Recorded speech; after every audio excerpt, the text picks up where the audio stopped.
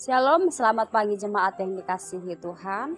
Mari kita mendengarkan firman Tuhan di pagi hari ini yang tertulis pada 2 Korintus 4 ayat 6. Begini firman Tuhan. Sebab Allah yang telah berfirman, dari dalam gelap akan terbit terang.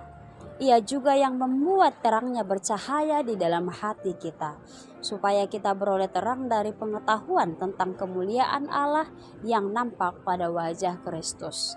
Dalam bahasa Bata di dok songonon. Ai de bata nama dokon marsinod dang hati roni sian hahulumuni. Ibana do patiur horohanami. Pabisar parbinotoan disanggap ni de bata na di bagasan bohi ni Kristusi. Demikian firman Tuhan. Bapak Ibu jemaat yang dikasihi Tuhan, tidak semua orang akan menerima hal yang baik dan benar dapat diterima semua orang. Jadi hal yang baik dan benar belum tentu semua orang dapat menerimanya. Mengapa demikian? Pada saat itu Paulus sedang memberitakan firman Tuhan di Korintus, bahwa sudah banyak orang Korintus meyakini dan mempercayai, bahkan Paulus melihat mereka sudah bisa berdiri sendiri. Kemudian Paulus meninggalkan tempat pelayanannya di Korintus, dia melanjutkan pelayanannya di tempat yang lain. Rupa-rupanya banyak orang-orang Yahudi yang telah membuat keonaran dan kekacauan di tengah-tengah jemaat yang ada di Korintus. Setelah Paulus pergi, maka datanglah para pengacau yang mengatakan bahwa Paulus itu tidak benar seorang rasul, bahwa orang Yahudi itu meragukan kerasulan dari Paulus. Maka dari sinilah Paulus kembali memberikan surat peneguhan, surat yang bisa menambah iman jemaat supaya mereka tetap bertahan, sekalipun banyak orang-orang yang tidak menyukai adanya kekristenan yang muncul di tengah-tengah jemaat itu. Paulus mengatakan supaya mereka tetap bertahan dalam pengharapan dan iman mereka, supaya apa yang diberitakan oleh Paulus itu tidaklah sia-sia. Sekalipun Paulus dianggap sebagai nabi atau rasul palsu di tengah-tengah jemaat itu, tapi lihatlah kesungguhan dan kegigihan dari seorang Paulus.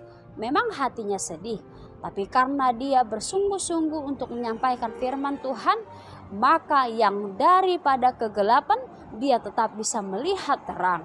Seperti yang ada di firman ini, dari dalam gelap akan terbit terang. Ia juga membuat terangnya bercahaya dalam hati kita, supaya kita beroleh terang dari pengetahuan tentang kemuliaan Allah. Jadi jemaat yang dikasihi Tuhan, sekalipun banyak orang yang menertawakan kehidupanmu pada saat ini, bahkan menertawakan apa yang kamu imani, apa yang kamu percayai sebagai sumber dari kehidupanmu, tapi lihatlah. Dan justru disitulah saudara mampu tetap melihat, sekalipun kita berada di tengah-tengah dunia yang kelam, dunia yang gelap, namun kita mampu melihat terang yang daripada Tuhan, maka terang itu akan bercahaya, dan cahaya itu akan memberikan terangnya ke dalam sekeliling kita. Maka tetaplah berpengharapan di dalam kehidupan ini jemaat yang dikasihi Tuhan, bahwa sehabis gelap terbitlah terang.